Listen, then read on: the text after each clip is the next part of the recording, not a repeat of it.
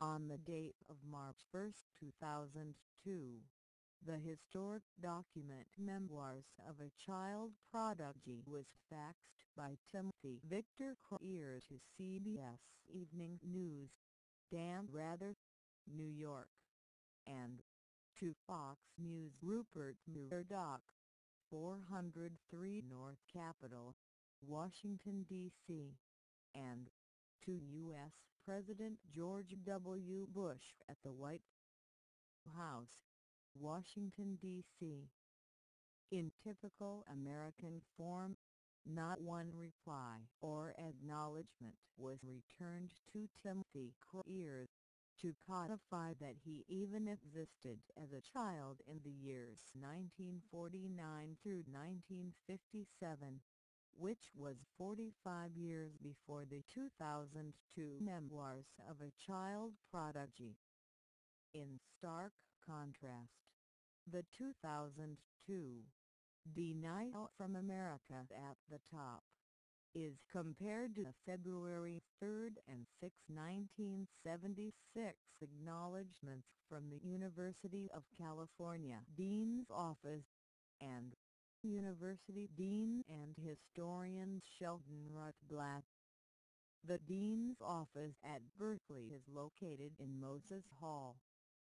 The reply of Dean Sheldon Rutblatt on February 3, 1976 was 26 years before the 2002 fax of Memoirs of a Child Prodigy to the U.S. press and President George W. Bush. Those two 1976 letters from Dean historian Sheldon Rutblatt and the Dean's Office settled the issue with the theory censored in 1976. The theory of a child prodigy, which had been clearly recognized in dramatic form, beginning on January 6, 1970 by John Archibald Wheeler, the man who had written in 1968 Einstein's vision. We examine here in the year 2015, the 1976 document in defense of a physical theory known as the dimensional structure, to which Sheldon Rutblatt refers on February 3, 1976, and from that document we examine 5 cases which explicitly and dramatically describe the childhood origins of the theory, which was presented in a 1969 and 70 paper entitled On the Structure of the Field. On the Structure of the Field is high school physics with a vision, the historically unique vision of the pure gravitational unified field structure, which is inherent in the first childhood view of an atomistic hierarchy. The paper On the Structure of the Field 1969-70 is simply the culmination of Timothy Courier's childhood experiences beginning at age 3 in 1949, when he conducted experiments with gravitation and the structure of matter. That paper On the Structure of the Field 1969-70 is the subject of the 1976 paper in defense of a physical theory known as the dimensional structure, which is the historic document that Dean Sheldon Rutblatt and the deans at Moses Hall reviewed and responded to on February 3 and 6, 1976. The Dean's letters on February 3 and 6, 1976, opened the Pandora's box on the mentality of 1. Censor, 2. Rob, and 3. Take for personal aggrandizement. That is the American swine hunt mentality at the top. Namely, the lying, robbing megalomaniac U.S. presidents, U.S. Congress, U.S. Justice Departments and U.S. Motion Picture Industries.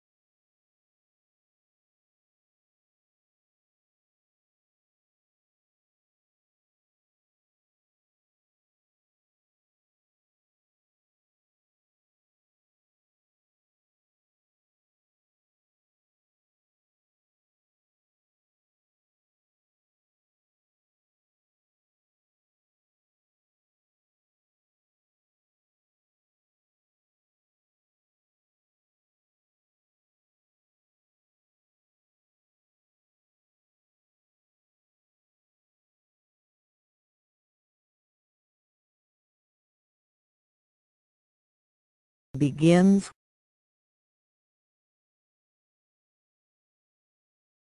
Millions of people, in particular children, have conceived of the possibility of an atomistic hierarchy, without realizing that deeply within such an assumption on the structure of the universe, there is what the physicists and especially Albert Einstein would call a unified field structure of the pure gravitational continuous type.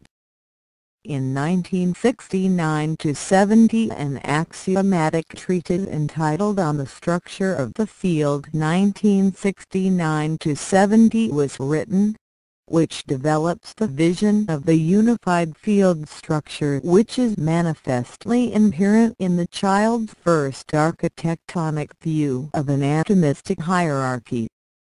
The vision of the inherent presence of the unifying field structure first appeared to Timothy Victor Creer on the evening of April 18, 1955, when in third grade, they were taught that all matter is made of atoms.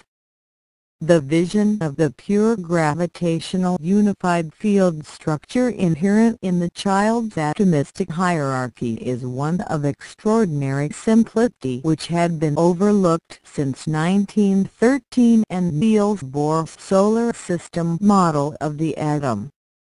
It is a highly visual theory that requires only an understanding of 1. The architecture of a child's simple geometric progression and 2.